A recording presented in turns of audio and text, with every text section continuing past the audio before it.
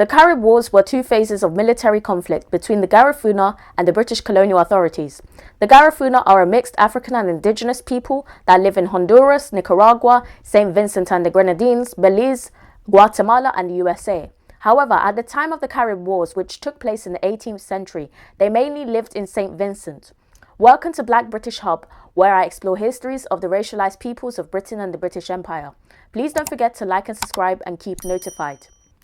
The Garifuna were formerly called the Black Caribs. The Caribs are an indigenous people who inhabited the Caribbean, although their original home was in the Orinoco Basin, which is located in Guyana and Venezuela. However, they later migrated to the Caribbean. When the Europeans arrived, they found more Caribs in St Vincent than other islands. European visitor Raleigh was in St Vincent in 1595 and made up stories about the cannibalistic nature of the Caribs. The English monarchs were granting the place, one duke to another, and the Frenchmen even declared war on the Caribs, which we shall explore later, as well as the Caribs having to repel two efforts against the English. Kirby and Martin suggest that the Caribs might have survived longer if they did not make the mistake of inviting French priests to live among them. A French sailor ended up selling two young Caribs as slaves in Tortuga, an island that's now part of Haiti. General Poincy, who was a French nobleman, ordered them to be sent back to St Vincent, and in turn they were sent to St Kitts to thank them. While in St Kitts, they met a French priest called Père Aubergeon, who spoke Carib and invited him to come to St Vincent and spread the gospel. Aubergeon arrived in St Vincent in 1653, where he estimated the population of Caribs to be about 10,000. Later, he was joined by other priests and there established the headquarters of missionaries. However, their gospel teaching had little effect on the Caribs because the Caribs were skeptical of this. They were very independent. French priests and their fellow countrymen also planned to steal Carib lands and enslave them, which drew Carib suspicions. In 1654, the Caribs planned to drive the French away once and for all. By doing this, they massacred the priests and their assistants in St Vincent. However, in response, the French sent an expedition in a 3 men of war to take down the Caribs. For 8 days, they systematically destroyed the Caribs, their villages and their cultivation. The year before that, they were struck by a hurricane. By this time that happened, there were Africans that had arrived in these lands. The first group of Africans were enslaved by the Caribs. The Caribs would trick Spanish ships that wanted to enslave Africans to Santo Domingo by giving the wrong directions to the crews, which ended up the ship being wrecked when they crashed into a rock. The Caribs would kill the crew and take over the cargo to find gold or slaves. Later, when the French and English settled in the Lesser Antilles, leaving St Vincent and Dominica to the Caribs would go to the French and English plantations to bring slaves to St Vincent. In the British Calendar of State Papers 1661 to 1662, St Vincent is described as having all Indians and some Negroes from the loss of 2 Spanish ships. Lord Willoughby also describes St Vincent as covered with woods, Indians and blacks. In 1676, Philip Warner said that St Vincent had 3,000 Negroes and no island as many Indians. There may also have been a Dutch ship that had sunk. It came from Benin and went to Barbados, but was founded in the coast of Bekia in St Vincent in 1675. It was never discovered why it was founded, but the supposed reasoning was that they might have encountered a hurricane that struck Barbados very recently. Ironically, even though the Africans were chained up and helpless, they were the only survivors. They managed to reach Bekia, where they were looked after by the Caribs found living there. Subsequently, they all came to St Vincent and the Africans were soon integrated with the Caribs. French priest and master spy Labat visited the island in 1700. Caribs and Africans visited his vessel and asked for brandy. Both groups had the same style, painted red and wore a strip of cloth over their parts, but they were distinguishable by their facial features and their hair. The majority of Africans were likely male, although there were a great surplus of women among the Caribs, as if it was custom to collect women as booty in war and place them in their households. However, many of the women spoke a different language than their male counterparts because they were actually Arawak captives. Tensions grew between the Africans and the male Caribs because a lot of the Africans pursued the latter's women. The Carib men tried to kill the male children of the Africans, but the Africans fought against this, and in the end, the Caribs were defeated and had to live and let live. The children produced from Carib women and Africans had more of the skin color of their fathers than their mothers, and thus created black Caribs to distinguish them from the original yellow Caribs. They were known as black Caribs for a long time. The population of the black Caribs grew from births and also from runaway slaves from Barbados. The yellow Caribs were not happy because they believed that the former's population was treading on their resources and sought assistance from the governor of Martinique. As a result, the governor divided land into two sections. The western part was given to the yellow Caribs and the eastern part was given to the black Caribs. The first Carib War broke out in 1772. The 18th century saw a lot of changes in terms of control of St Vincent. This is due to the 7 Years' War, a fight of colonial powers which ended up in a bunch of treaties. In the Treaty of Paris, 1763, the French ceded St Vincent to the British, even though the French did not have total control of the land. A lot of it still belonged to the Caribs, yet they were neither consulted nor mentioned in the treaty. Slavery also began with the importing of African people to St Vincent. In Article 9 of the Treaty of Paris, 1763, it says, "The most Christian king, Louis XV of France, cedes and guarantees to His Britannic Majesty George III in full right the islands of Grenada and the Grenadines, with the same stipulations in favour of the inhabitants of this colony, inserted in the 15th article for those of Canada, and the partition of the islands called neutral is agreed and fixed, so that those of St Vincent, Dominico and Tobago shall remain in full right to Great Britain, and that of St Lucia shall be delivered to France, to enjoy the same likewise in full right, and the high contracting parties guarantee the partition so stipulated." The British set up a new commission to consider putting up the land for sale. These new lands were, however, higher than average, as British settlers asked to pay triple the standard going rate for the rest of the British West Indies. The land commissioners actually encouraged Britons and British settlers from other colonies to live in St Vincent. In a pamphlet, Sir William Young wrote that when the black Caribs of St Vincent are duly apprised of the humanity and generosity of our gracious sovereign, and assured of the enjoyment of their lands, freedom, favour and protection, they may be gained over to our cause and even rendered useful, addressing settlers who may be worried about the presence of the Caribs on the island. However, the Lord Commissioners were given strict orders not to advertise lands held or claimed by the black Caribs. When the black Caribs found out about the contents of the Treaty of Paris, they hired French intermediary Abbé Valladares to act and negotiate on their behalf. The commissioners gave them an offer of equal rights and protections to British citizens if their land was sold to the British, and they allowed buildings and roads on their territory. The black Caribs refused. Any attempt to win them over was unsuccessful. As a result, the commissioners sought to have them completely removed from the island. In a letter dated on August 10, 1765, the commissioners wrote that the Caribs are altogether uncivilized, and the blacks particularly of an idle, untractable disposition. They live in huts scattered in an irregular manner at a great distance from each other without any established subordination, claiming large tracts of woodland intervening, of which they make no use, and are besides possessed of other lands in the cleared parts of the country, which interfere much with the laying out of plantations for sale. They had hitherto occasioned no disturbance. Still we are in doubt if they ever can be made useful, whether in many instances they may not prove dangerous.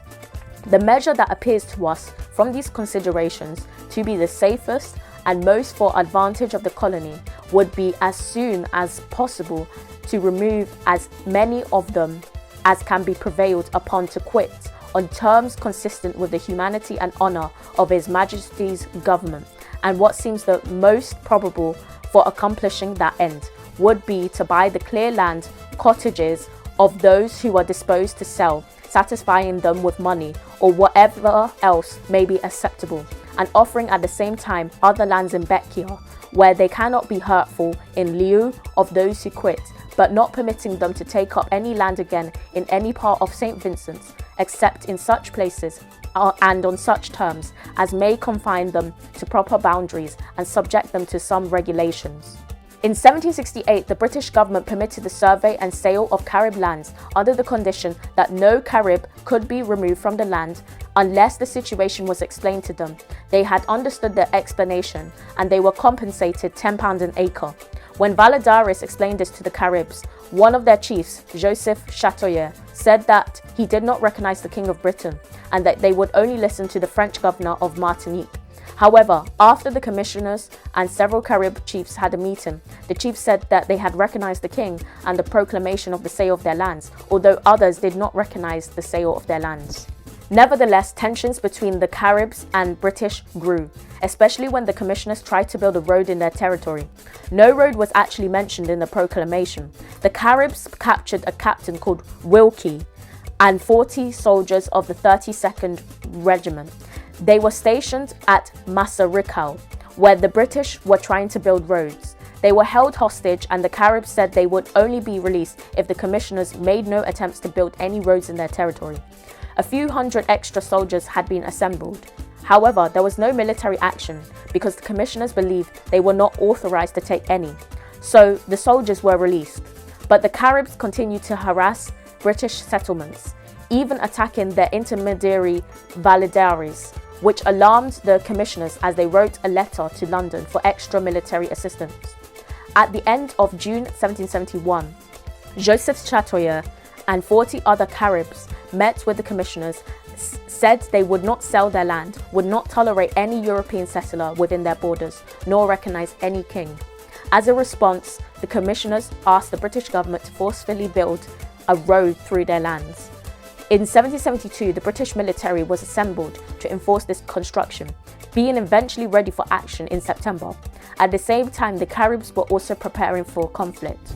On September 7th, the commissioners once again repeated the terms to the Caribs, and again they refused. The commissioners were surprised by this response because of the military threat. This led the First Carib War to begin. On Wikipedia, it says the First Carib War started in 1769, but all the sources that I have read shows that the First Carib War actually started in 1772.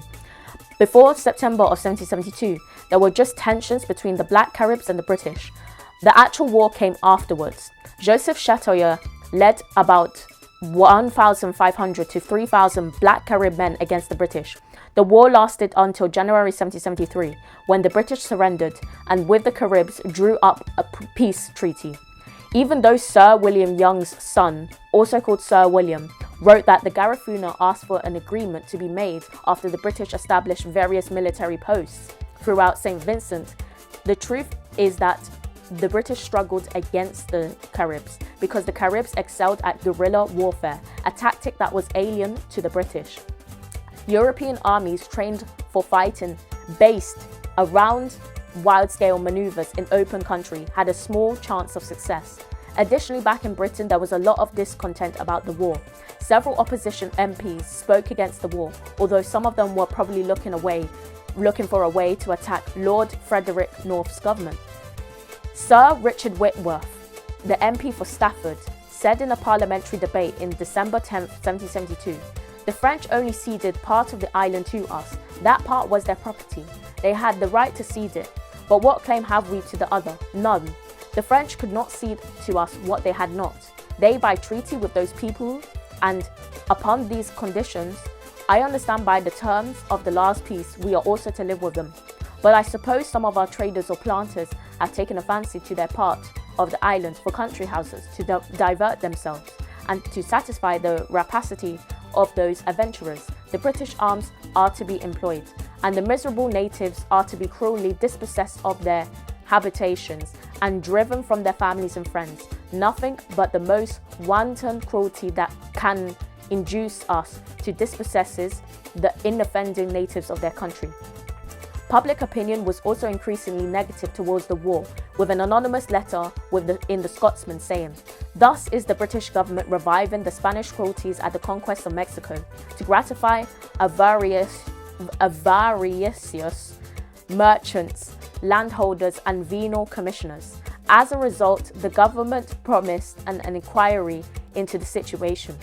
With the British surrendering, General William Dalrymple was ordered by his superiors to negotiate with the Black Caribs, even if it involved making concessions, whilst also making reference to the welfare and happiness of the Black Caribs. The treaty was signed by several Carib chiefs, including Joseph Chatoyer, who was a renowned geopolitical diplomat at the time. However, it must be noted that several other leading chiefs did not form part of the negotiations. Neither was the governor of St Vincent nor leading planters involved or consulted. The fact that the treaty was created as quickly as possible would lead to problems that arose in the future. This is what was said in the treaty agreement. Some things that were striking in the treaty included the fact that the treaty was in English. The chiefs may have understood the language, but the average Black Carib did not, as they were more familiar with French institutions. The last article of the treaty, Article 24, says that the Carib should take the following oath: swear in the name of God and Jesus Christ, and pledge allegiance to King George III and Britain. Yet the average Carib wouldn't have believed in the Englishman's God or been aware with their so-called relationship with Jesus Christ. In general, the treaty reduced the area the Caribs considered theirs. As part of the agreement, the Black Caribs were allowed to control a northern third part of St Vincent, from the Waiyabu River in the west to the Bayera River in the east. In 1775, the American Revolutionary War broke out, and another related war broke out in 1778 between France and Britain, which is one of the many Anglo-French wars that have happened throughout history. France and Great Britain had been at loggerheads for many years, and this time the American colonies and France signed a military treaty recognizing France's financial and military support of the revolutionary government of the colonies. The American revolutionaries had done this because they wanted to ally themselves with a powerful nation in order to defeat the British. The treaty, which is written in both French and English, said that neither France nor the United States would make peace with Britain until it recognized the independence of the United States.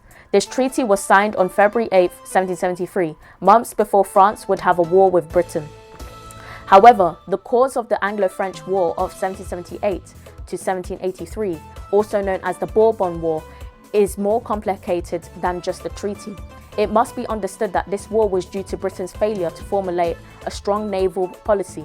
Please look at my video's description for further reading of the Anglo-French naval crisis of 1778. A battle that happened 2 months before the actual war started was the wreck of the Duc de Choiseul, where a French ship opened fire at a British ship off the coast of Liverpool, Nova Scotia. During the Anglo-French War, a series of naval battles were fought, as well as the recapturing of some Caribbean islands, including St Vincent. Actually, the Black Caribs assisted the French to make that happen. The capturing happened between June 16 to June 18, 1779. 422 men on the British side were captured and 2 merchant ships were captured. On the French side, no one was reported to be captured, but 82 Frenchmen were shipwrecked. The French forces were led by Charles-Marie de Troulong de Romaine, who quickly took over the British-controlled part of the island, helped by the Caribs. The British governor of St Vincent, Valentine Morris, and military commander Lieutenant Colonel George Etherington disagreed on how to react and ended up surrendering without significant resistance. The period of French control of the previous British-controlled part solidified Carib control of the northern part. The Black Caribs remained in control of their part until the Second Carib War. The French remained on the islands until the Peace of Paris 1783, a set of treaties. During that period, the Black Caribs would harass British planters, but at times the French military would have to intervene to minimize bloodshed. The Peace of Paris included the Treaty of Paris and the Treaties of Versailles. The Treaty of Paris, signed in Paris by representatives of King George III and the United States on September 3, 1783, officially ending the Revolutionary War of America and recognizing the 13 colonies as free and sovereign. The Treaties of Versailles were preceded by a series of negotiations between Britain, Spain, and France about control. Following the conflict between Britain and France, it was agreed that Britain and France would give back what they had captured from each other since 1778. This included the French giving back Britain's part of St Vincent. British restoration of St Vincent took place in 1784, January. Slavery in St Vincent had been rife, affecting non-Carib Africans, and the colony was very profitable, with many planters converting many of the old tobacco and cotton farms into large-scale sugar plantations. Whilst the Black Caribs had problems with the British in the past, they maintained a strong friendship with them, possibly to maintain their lands. The chiefs were also periodically entertained by the British. Thomas Coke, a famous preacher at the time, visited the island in 1788. He visited many Black Caribs, including Joseph Chatoya's son. In a letter, he said, "I feel myself much attached to these poor savages. The sweet simplicity and cheerfulness they manifested on every side soon wore off every unfavorable impression my mind had imbibed from the accounts I had received of their cruelties originating probably with ourselves rather than with them." He also praised the hospitality of the Black Caribs and recommended the English to educate their children. The Black Caribs never broke their friendship with the French, though, and traded with several of the French-occupied islands, especially Martinique, since they had good relations with the governor of Martinique from the beginning of the century. The British, however, tried to prevent the Caribs from this practice, but this would not work. Words went by quickly following the outbreak of the French Revolution in 1789 and the Haitian Revolution in 1791 and the slave revolts in other French islands, which would later inspire the Black Caribs to lead their own revolt years later. However, they believed they were not ripe to revolts yet, since they were hoping to have French support. Even while the Carib-British relations were calm, the Caribs hated the fact that a lot of their land were lost to the English for their sugar plantations. Alexander Anderson, the botanist on the island, said that the planters set themselves down clearing, planting and building onto the very boundary, forgetting they were surrounded with mortal enemies who viewed their prosperity with chagrin and jealousy from their long possession, regarding every foot of land the planter cleared as intrusion on their property. These relations were made worse by the fact that the British, unlike earlier French settlers, made little attempt to relate to their neighbours, the Black Caribs. Anderson adds, "Few Englishmen in the island know the surface of the earth within their bounds further than M.T. Young. A few only, out of curiosity, ever attempted to go as far as it. These impolitic steps naturally lead these savages to conceive that the English were afraid of them." The Black Caribs were considered second-class and ignored, a position similar in many ways to that of the free black people in Saint-Domingue, what Haiti was called pre-independence. The ideas of revolution quickly spread to other French islands, where there were lesser slave revolts in Martinique, Guadeloupe, and Saint Lucia. But the Black Caribs stayed put. The ideas of the French Revolution arrived in St Vincent by way of Martinique, but there were no plans for revolt just yet.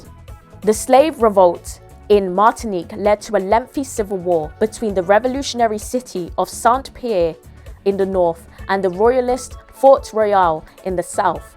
Many revolutionaries from the other French islands also took refuge in Saint Lucia. When war broke with Britain, British forces took control of Saint Lucia, Martinique, and Guadeloupe. Everything changed when France decided to abolish slavery in its colonies, and Victor Hughes was selected as the new commissioner of Guadeloupe. He was sent with a few men on a mission to retake the French colonies lost to England. He arrived in Guadeloupe in June 1794. He proclaimed the abolition of slavery by fighting off the British with an army of 2,000 freed black men. Now in control of Guadeloupe, he planned not only to retake the other French colonies, but also spread the ideas of the French Revolution to the English colonies. To popularize these ideas, he raised up armies of primarily free slaves and also mulattoes from France. All of his soldiers and some of the black people even achieved high positions in the military. The Black Caribs were impressed with the equality that black people were treated and France's abolitionist ambitions. St Vincent was one of the first islands targeted by Hughes in a plan that involved an organized rebellion with the island of Grenada. Agents were sent from Guadeloupe to meet with the Carib chiefs, including Joseph Chatoya, talk about the new ideas of the French Revolution, and offer French support in an insurrection. Hughes' propaganda relied on the historic relationship the French had with the Caribs and the new ideas of equality and liberty associated with the revolution. Hughes' proclamation to Chatoya is printed below. The commissioners delegated by the National Convention to the Windward Islands to General Chatoya, chief of a free nation. The French nation, in combating with despotism is allied to all free people. It desires nothing but liberty. It has always sustained the Caribs against the vile attempts of the English. The time is arrived when the ancient friendship between the French people and the Caribs ought to be renewed. They should exterminate their common enemy, the English. We swear friendship and assistance in the name of the French nation to you and your comrades. Attack! Exterminate all the English in St Vincent, but give means to the French to second you. We have nominated Citizen Torre, Captain, and Citizen Michael Mather, Lieutenant of the Infantry of the Republic. The Caribs began to prepare their attack by setting up two armies, the army on the west side of the island led by Chatoya and the army on the east side of the island led by Duval, Chatoya's brother. The plan was to meet up with the French invasion at Kingston Harbour and massacre all the British of the island. The proposed rebellion would begin on March 10, 1795. However, the rebellion in Grenada began in March 2nd, which meant that the news of the rebellion to the British arrived on March 5th, when the President of Grenada sent out a warning to other colonies about the revolt. William Young, who was the governor of St Vincent, put the military on high alert and learned of the Caribs' plans from a merchant who had been strongly urged by a neighbouring Carib to withdraw himself from the island without delay, as it was the unanimous intention of his countrymen to declare war on the British. In response, the governor immediately summoned the Carib chiefs, Chatoya and Duval, requiring their attendance in accordance with the terms of the 1773 peace treaty. This did not reach the chiefs for several days, however, at which point their response was simply, "It is too late, it might have been sent sooner." Realizing that their plans were suspected, the Caribs decided to begin their offensive as soon as possible. The Second Carib War began March 8, 1795, 2 days before the planned revolt. The Black Caribs burned the estate of Madame Lacroix and the massacre of its inhabitants. Duval and his army in the east killed any settler they found, burning all of their estates and their crops. However, Chatoya on the west side did not destroy any property, thinking it would be useful once they would be in control of the island. Chatoya led a combined force of Carib and French troops, including French colonist troops from the island and Guadeloupe.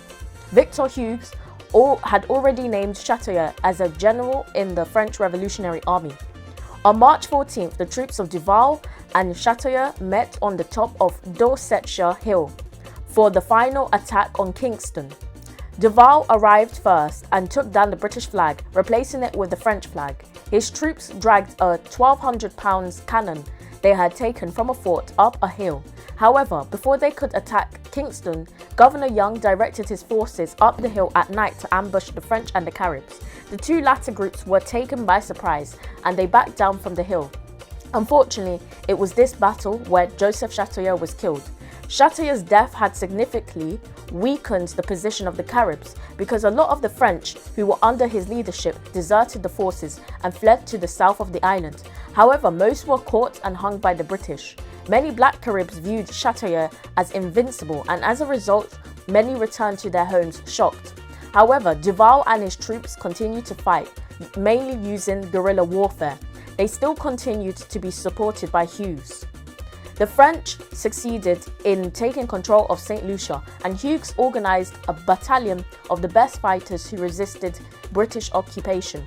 Most of them were enslaved and sent them to St. Vincent. Slaves who were liberated by the French during the Revolution were crucial to the war. The French and the Caribs again almost took over Kingston before being driven back. The French, Carib, and the British sides took heavy losses. For example, on the British side, they suffered 135 losses of army privates and 2 volunteers when the Caribs launched an attack on January 8, 1796. However, the British finally took a dominant hand when they successfully recaptured St. Lucia, which cut off French supplies on January 27th under the command of General Abercrombie. On June 3, 1796, he set sail to St Vincent in order to restore order. He recruited his army of 3,960 men and divided them into 6 sections at different areas of Kingstown and advanced in the night. They launched their attack early morning on June 10, 1796, and ultimately forced Carib leaders to surrender. The war still carried on, but from this day onwards, many more Caribs were surrendering. By October 26, 1796, 5,080 Caribs surrendered. The Second Carib War officially ended on February 25, 1797, and the British decided that their settlers and Caribs could not live together because planters feared their property could be damaged amid another Carib uprising. In William Young's 1795 book, An Account of the Black Caribs in the Island of St Vincent, he concluded, "Under all these circumstances and considerations, the Council and Assembly of St Vincent, in the instructions to their agent in London, declared the sole alternative to be that the British planters or the Black Caribs must be removed from the island of St Vincent." So the British followed suit. The Black Caribs agreed to be moved to the Grenadine island of Ballycoe and then were eventually deported to Roátan Island, situated at the Bay Islands, which is now part of Honduras, in 1797. However, the Black Caribs, who appeared more Amerindian than African, were allowed to stay in St Vincent. Only half of the Black Caribs, numbering to about 2,500, survived the voyage to Roátan. Due to Roátan's small size, many Black Caribs could not sustain a life there, and many moved to Trujillo, located on the North Caribbean coast of mainland Honduras. They soon migrated to other parts of the northern coast of Central America, laying the foundations of the modern-day Garifuna culture. The term Garifuna is said to refer to the individual person, the culture, and language. The word Garinagu refers to the people as a whole. According to historian Byron Foster, they may have begun referring to themselves as the term Garifuna in 1654. The Garifuna today make up over 600,000 people, with its biggest population living in Honduras. Interestingly, the USA makes up the second biggest population of the Garifuna, with most of them living in New York. Other smaller populations live in Belize, Nicaragua, Guatemala, and over half a couple thousand that live in St Vincent and the Grenadines. Only about a fifth speak the Garifuna language, belonging to the Arawakan language family, and it is very similar to the Carib language. In Honduras, they are racially discriminated against and excluded from social and civil rights. However, land rights activists fought very hard, and the Garifuna were eventually given autonomous land. However, they are frequently targeted by mestizo cattle ranchers, real estate speculators, large businesses, and foreigners. Honduran military, business, and political actors also hold land in these areas and have sponsored legislative efforts designed to reduce their territory.